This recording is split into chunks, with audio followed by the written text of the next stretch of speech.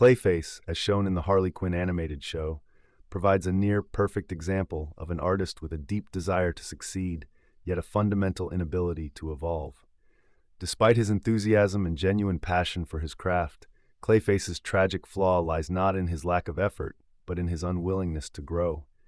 He stands as a figure who refuses to accept criticism, learn from mistakes, or adapt to the needs and desires of his audience, making him a terrible artist. His refusal to evolve stems from a self-centered vision that prioritizes his own desires over the expectations of others, resulting in a stagnant and ultimately unsatisfying career. At the very core of Clayface's failure as an artist is his inability to take constructive criticism. In the third episode of the 5th season of Harley Quinn, he is faced with negative reviews of his work, notably his disastrous one-man show. This shoe looks pretty good. I love the way you shine.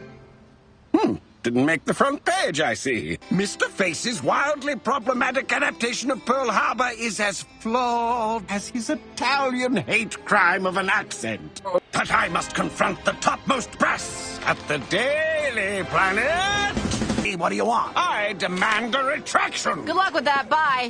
Instead of reflecting on the feedback, Clayface reacts with aggression and entitlement, demanding that his critics retract their opinions.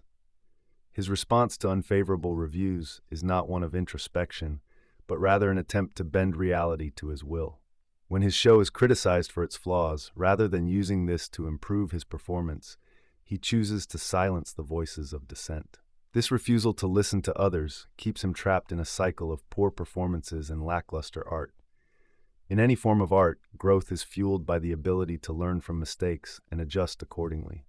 Artists become great not by avoiding failure, but by learning from it. Unfortunately, Clayface does not possess this ability.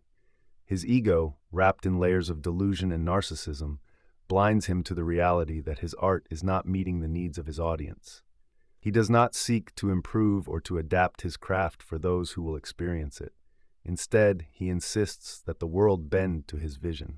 Mr. Face is talented at making you wish you had never been born. Must be a mistake. Have you no taste?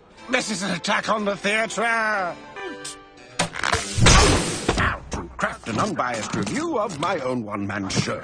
His failure to evolve as an artist is exemplified in his persistent attempts to control the narrative surrounding his work, whether through manipulation or outright denial of reality. By focusing solely on what he wants to create, he ignores the dynamic nature of art, which often requires collaboration, feedback, and compromise. Moreover, Clayface's problem is not just that he refuses to change for the better. He refuses to understand that art is not a solitary endeavor. His desire to perform is fueled not by the intention to engage or entertain others, but by a selfish need to be validated. He insists that the world should love what he creates without considering that art, especially performance, is a shared experience between the artist and the audience. Clayface's obsession with being a star, without any effort to connect with the people who would consume his art, leads to his ultimate failure. Greetings, ladies and gentlemen! Thank you! Thank you! Tonight's performance of...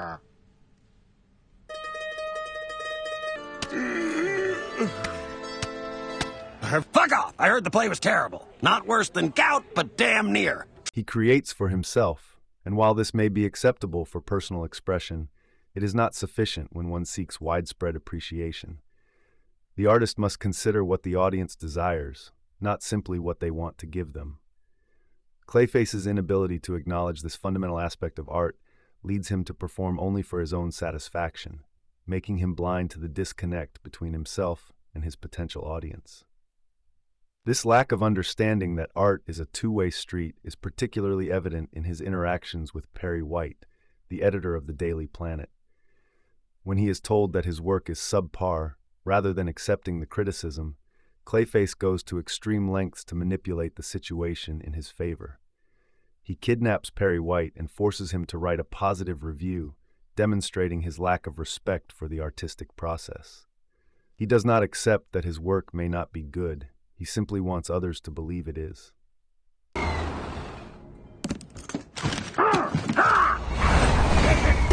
for it was timeless in that black box theatre upon which Clayface strode. Mr. White is ready to publish it as is. I have in my hands, perhaps, the finest piece of writing I have ever written.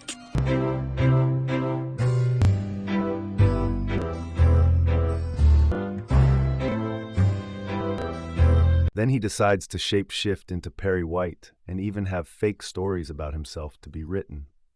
Clayface has no interest in giving the audience what they want. Instead, he wants the audience to love what he considers art. He has a lot of passion and a clear love for acting, but this is not enough to be a successful artist. You have to meet the audience in the middle. Perform the art you love while giving the audience what they want. Clayface is unable to do this. His desire to be loved and admired is powerful, but it is ultimately hollow because he cannot offer what the audience craves: authenticity, growth, and engagement. He insists on performing for himself, but in doing so, he alienates the very people whose approval he seeks.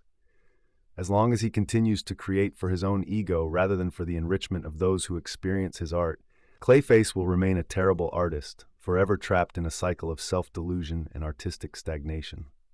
What is a synonym for transcendent? What is an unpretentious word for unrivaled? He called Clayface's one-man show a phantasmic triumph. Local artistic brilliance. Like this Clayface fella, Art is not simply about creating what the artist wants, but about understanding and responding to the needs of the audience. His insistence on performing for himself, without making any attempt to connect with others, is not just a failure as a performer, it is a failure as an artist.